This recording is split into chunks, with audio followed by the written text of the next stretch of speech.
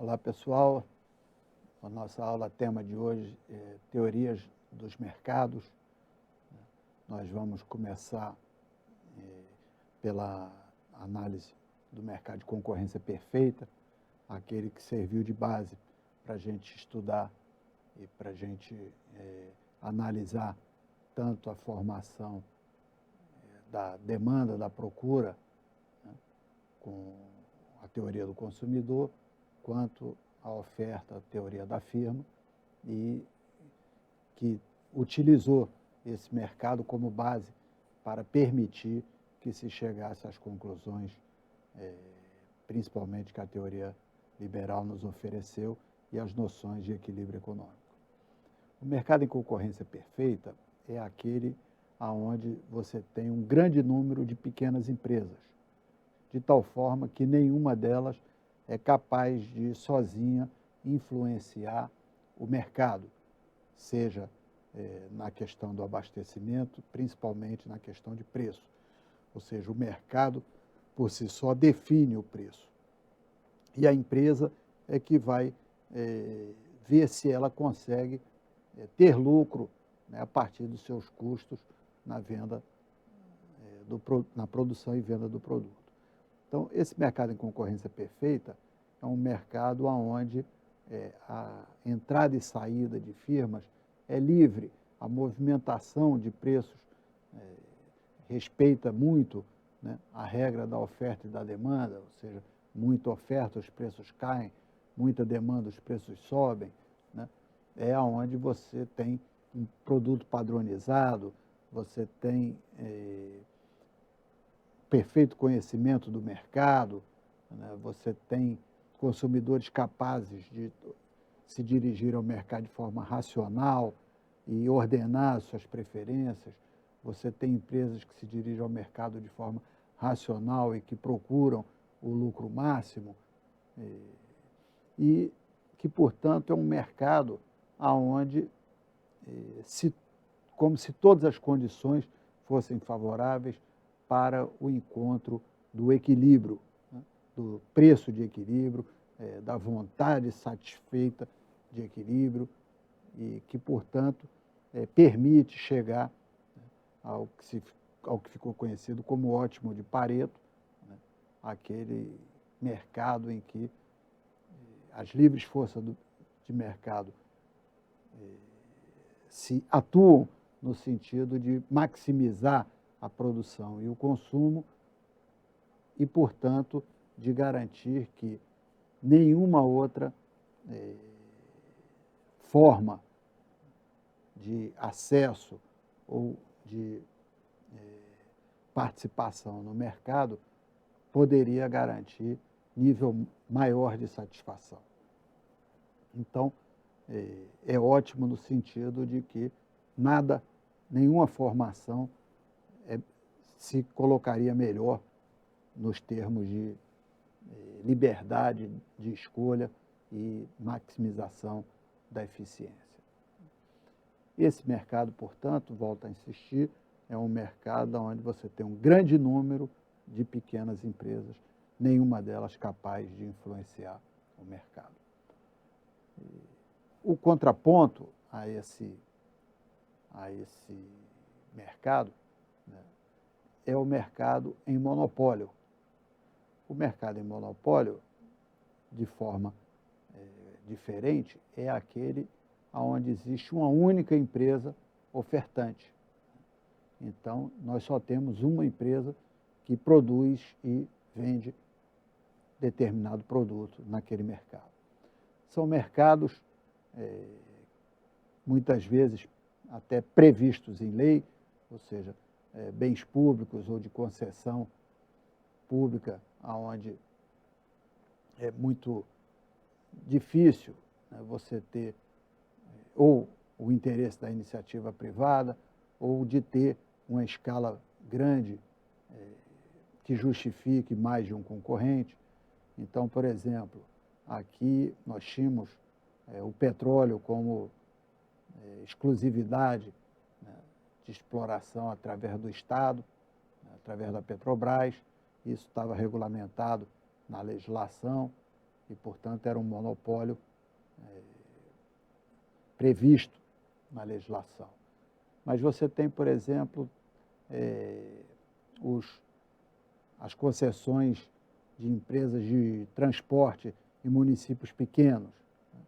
Então, pelo tamanho do município, a escala de rotas e de passageiros, não justifica você ter 3, 4 empresas. Então, geralmente, uma única empresa é licitada e ganha a possibilidade de exploração durante determinado período daquele espaço de produção, de prestação de serviço, aí no caso, né, e, portanto, é um monopólio derivado dessa não justificativa econômica de você ter mais de um produtor. Você tem os monopólios também derivados do controle da matéria-prima. Então, se você tem grande parte do controle, por exemplo, de alumina, né, nas suas terras, você provavelmente vai ser monopolista na produção do alumínio, porque a matéria-prima fundamental para fazer o produto está na sua terra. Então, você, pela detenção da matéria-prima, em larga escala, você acaba detendo o mercado de produto final daquele bem. Você tem os monopólios que se dão quase que pela sua capacidade temporária de oferecer um bom produto e um bom serviço, né, ou uma boa marca. São aqueles que acabam que a marca se transforma na denominação do próprio produto e vice-versa. Então, durante muito tempo, você tinha Gillette, né, como uma marca característica de um monopólio de lâmina de barbear, que na verdade era só praticamente produzida pela Gillette e, portanto, o produto se confundia com a própria marca. A Xerox, a copiadora também, durante muito tempo, foi assim. Bombril, a palha de aço, que durante muito tempo reinava no mercado absoluto e se confundia. Você tem produtos que não são exatamente monopólios, são quase monopólios, mas que a sua capacidade é tão grande de manter o mercado que muitas vezes não vale a pena outro concorrente entrar. Aqui no Brasil nós temos, por exemplo, o amido de milho, o caso da maisena. É um produto que é simples, antigo, e que não vale a pena para ninguém entrar nesse mercado, o que vai gastar de propaganda, de canais de distribuição, enfim, para alcançar uma pequena parcela desse mercado já super consolidado, né, pela Moinho Santista com a maisena. É um negócio que não vale a pena, então ela acaba se tornando uma monopolista. E você tem também os monopólios temporários por patente. É bom que se esclareça que a patente é um monopólio temporário concedido pelo Estado. É uma troca entre a sociedade e o Estado no sentido de incentivar a inovação, de incentivar o desenvolvimento técnico. Então, o que acontecia? Principalmente em Veneza antiga, você tinha aquelas pessoas que faziam suas invenções, né, ou tinham capacidade inventiva muito grande, mas não tinham condições de empreender os seus inventos. Então, eles contavam para outros e outros apanhavam a sua invenção, empreendiam, ganhavam dinheiro e ele nada recebia. Então, muitas vezes, ele preferia não contar o seu invento para ninguém. E, com isso, atrasava o desenvolvimento da técnica produtiva. Então, o mundo capitalista começa a normatizar isso e fazer uma troca, né? Uma troca no sentido de que aquele que tiver uma invenção, não é uma ideia, é uma invenção, né? Algo que seja passível de industrializar, de fazer efetivamente, né? E que seja uma novidade no estado da técnica, ele entrega, né, uma descrição desse invento ao Estado, né? O Estado publica essa descrição do invento, né? Ele faz um pedido de patente, o Estado publica essa invenção num diário oficial, por exemplo, né?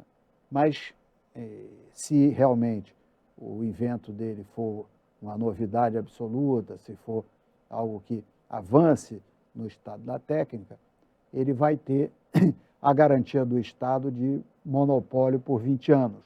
Ou seja, só ele vai poder explorar, produzir, ou se quiser licenciar para alguém produzir por ele, mas ele vai ter o título de propriedade intelectual daquela invenção. Mas, ao mesmo tempo, ele revela para a sociedade o invento e, portanto, a sociedade se apropria daquela descrição do invento e pode, a partir dali, estudar formas que aumentem, né, ou que avancem tecnicamente já sobre aquele invento e não ficar perdendo tempo naquilo que já foi inventado. Então, assim, de maneira bem grosseira, né, quando a Xerox apresenta a copiadora, né, em preto e branco, todos os outros concorrentes que estavam estudando aquilo já começam a estudar a copiadora colorida, porque a preto e branco já está no estado da técnica, já é conhecida, né, como fazer. Fica aguardando o final da patente e aí cai em domínio público, todo mundo pode fazer semelhante. Isso tem um mercado forte na área de remédios, fármacos em geral, fortíssimo aí nessa área de alta tecnologia, né? Hoje em dia a Apple e a Samsung têm altos embates em cima de patentes para essa área de tecnologia, principalmente de telefones, tablets, televisores, etc., imagem, som. Então, tudo isso é fruto de uma disputa tecnológica muito intensa e que o invento fica protegido por patente e, portanto, é um monopólio temporário. Ou seja, a empresa fica com o direito a esse monopólio por 20 anos, né? E depois o produto cai em domínio público. E não confundir com marca, tá certo? Marca, aqui no Brasil, ela tem o período de 10 anos e é renovável, né? Então, eu posso renovar minha marca pela vida inteira, embora de 10 em 10 anos eu tenha que pedir um novo período, né? E, portanto, a marca não se patenteia, a marca se registra, né? Você tem a marca registrada, às vezes até aparece aquele Rzinho envolto num círculo assim.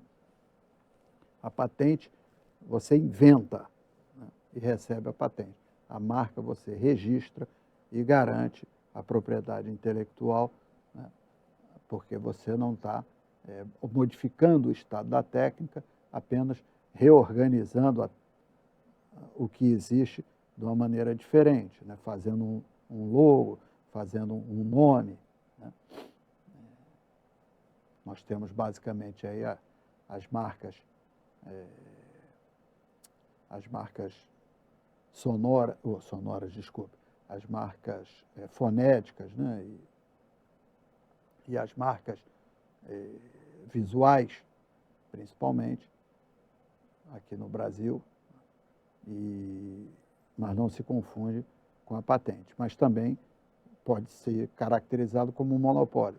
Você sendo detentor daquela marca, só você pode utilizar aquela marca, né? Desde que o título de concessão da marca tenha sido outorgado pelo Estado para aquele que solicitou e obteve. Mas o importante é vocês terem claro que no monopólio só existe um ofertante e, portanto, ele é o próprio mercado. Ou seja, o preço de mercado é aquele ditado pela única empresa ofertante, né? E como tem uma regra bastante conhecida que diz que a melhor maneira de um monopolista se manter monopolista é não atuando como monopolista, ou seja, tentando ele mesmo fazer a inovação que pode lhe destruir, né? Então, ele tem que estar permanentemente tentando manter a sua posição de monopolista.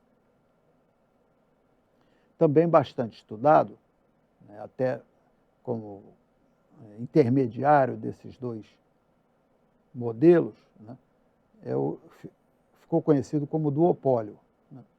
O duopólio é o mercado onde você tem duas grandes empresas disputando o mercado. Esse duopólio, ele favorece inicialmente uma guerra de preços, ou seja, uma empresa quer tomar o mercado da outra, então ela baixa o preço, com isso ela consegue mais consumidores, mas a outra empresa reage baixando mais ainda os preços e reconquista os consumidores. Depois a outra empresa baixa novamente os preços, ou seja, você tem uma guerra de preços que vai fazer com que, de forma predatória, ambos comecem a perder dinheiro, né? E rapidamente elas tendem a se unir e formar um cartel, né? Uma união de empresas para dividir mercado e acertar preços e, portanto, eles acabam novamente em conjunto levantando seus preços e mantendo um controle sobre o mercado. Essa regra de cartel é uma regra criminosa, né, prevista em lei e que, se for constatado mesmo o acordo de produção e preços, ele é denunciado e vai responder pelo crime de cartel. E nós temos o mercado mais comum, né, que é o mercado de oligopólios, né? Os oligopólios são os mercados oligopólios, onde você tem um pequeno número de grandes empresas. Ou seja, você tem 2, 3, 4 empresas grandes atuando no mesmo mercado, né? Então, você vai lá no mercado de geladeira, aí tem a Consul, a Brastemp e a Westinghouse. Você vai no mercado de ar-condicionado, tem a Springer, a Green e a Consul. Aí você vai no mercado de refrigerante, tem a Coca-Cola, a Ambev, e, sei lá, uma pequenininha lá. Então, mercado de cerveja, você tem a Ambev, a Heineken, enfim, você tem, em cada mercado, você tem um pequeno número de grandes empresas. Embora você também, esses mercados permitam que na franja, na borda, você tenha pequenas empresas que não são suficientes para perturbar o mercado, mas que sobrevivem ali, eventualmente crescem ou desaparecem e tal. Então, no mercado de cerveja, você tem lá uma ou outra cervejaria regional que sobrevive por um tempo, depois ou é adquirida por uma dessas grandes potências ou some do mercado, e assim sucessivamente nesses diversos mercados oligopolizados. Esses mercados, eles tendem a não ter guerra de preços. Por quê? Porque uma empresa sabe que a outra é tão grande quanto ela. Então, que qualquer movimento de preços acaba levando a um prejuízo para ambos, né? Então, aquilo tem um preço relativamente padronizado e todo mundo respeita. A concorrência se dá de outra forma, né? Ao invés de ficar disputando preços, eles, por exemplo, os oligopólios diferenciados, né, principalmente aqueles no mercado de consumo mais direto, né, de bens finais, eles são segmentados e disputados muito mais na identificação com o consumidor do que propriamente via preços. Então, por exemplo, você vai no mercado automobilístico, todas as montadoras têm automóveis populares, automóveis sedã, automóveis SUV, automóveis em cada classe, todos eles disputam com automóveis semelhantes, por um lado, porque estão na mesma categoria, diferenciados por outros, porque um tem mais um design mais arrojado, o outro tem uma caixa de câmbio mais tranquila, o outro tem um sistema de acionamento mais moderno. Quer dizer, pequenas diferenciações, né, que fazem com que o consumidor, né, se identifique e diferencie, que é o grande papel das marcas, né, é esse, é identificar e diferenciar.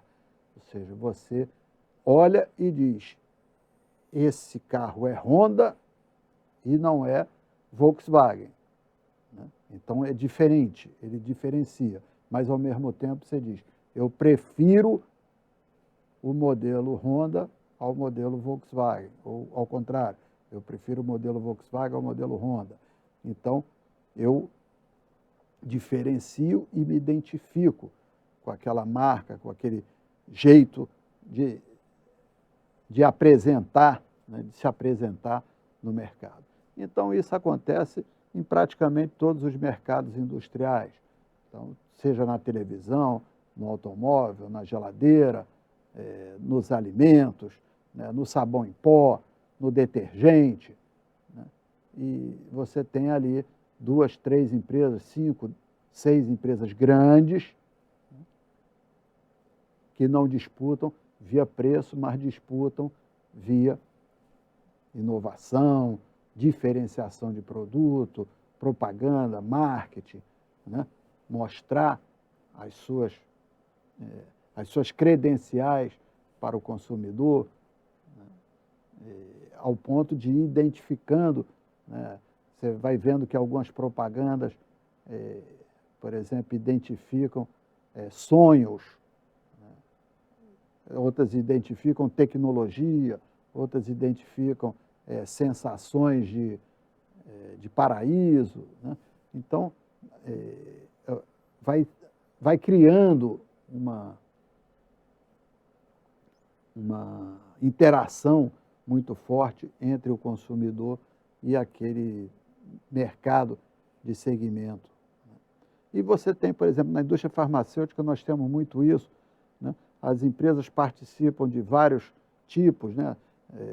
Eles têm colírio, têm antibiótico, tem remédio para diurético, tem remédio para pressão, remédio para diabetes, não sei o quê, e cada um é forte num segmento desses, ou em 2 segmentos desses, mas não necessariamente forte em todos, mas tenta participar de um número grande de segmentos do mercado farmacêutico. Então, são estratégias de concorrência que vão se dando de uma maneira diferenciada e, portanto, são tidos como oligopólios diferenciados. O que é diferente de outros oligopólios, por exemplo, o mercado de soda cáustica, né?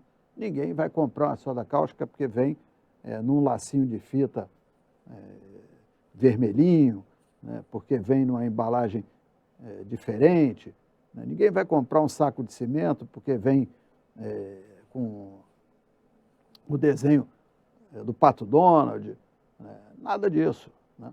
São mercados onde a diferenciação do produto não é tão importante. O que é importante é você ter uma boa logística de distribuição, é você ter o domínio da cadeia produtiva, ou seja, desde da fonte de matéria-prima até a entrega do produto, né, o frete com a entrega do produto, pós-venda. Então, você tem aí uma cadeia produtiva onde você se mostra mais efetivo, não pela diferenciação do produto, mas pela capacidade de apresentação do produto no sentido não lúdico, né, mas no sentido de ter alternativas para o consumidor, para aquele que está adquirindo o produto. Então, por exemplo, é fundamental você ter, você compra um determinado produto, né, e saber quais são as possibilidades, né, de assistência técnica, quais são as possibilidades de manutenção, né? Então, você compra uma máquina, compra um laptop, né? Mas aonde tem assistência técnica desse laptop? Isso é importante, né? Você compra um saco de cimento, né? Ou alguns sacos de cimento para a sua obra, eles têm frete, eles entregam em casa, né? Tem origem conhecida, né? Então, tudo isso vai criando uma possibilidade de ter ou, né, economias de escala pelo domínio da cadeia produtiva ou uma possibilidade de apresentar serviços adicionais ao consumidor na cadeia produtiva, de maneira que seja mais favorável, né? Então, você quer, por exemplo, comprar um micro-ondas, né? Aí você vai ver que a empresa não tem lojas de assistência técnica. Então, você muitas vezes, mesmo achando aquele produto melhor, você opta por um que tenha uma assistência técnica mais ampla, mais conhecida, mais próxima da sua casa, né? E assim sucessivamente. Ou seja, o domínio dessa cadeia produtiva, né, ele é muito importante, principalmente na venda e no pós-venda. E também nas economias de escala, na capacidade de vender barato, né, porque consegue ter uma dinâmica dentro do processo produtivo muito bom. Então, são oligopólios que permitem que você tenha grandes empresas em pequeno número dominando o mercado. E são esse tipo de mercado de oligopólio é que tem, em sua maioria, nos mercados industriais do século XX, por exemplo. Agora nós estamos assistindo uma mudança importante com essas novas empresas basicamente de serviços, né, que também estão montando seus oligopólios, né, com grande participação de mercado, seja Facebook, a Amazon, Google, etc., mas que de alguma maneira já são diferenciados no sentido de que não são aquelas empresas industriais como a gente estava acostumado, né? Mas, de qualquer maneira, ainda tem características oligopólicas muito fortes. Então, esses são os principais mercados, né, ou teorias de mercado fundamentalmente estudadas, né? E nós vamos ficando por aqui e na próxima aula já vamos começar a tratar de case. Muito obrigado, até a próxima.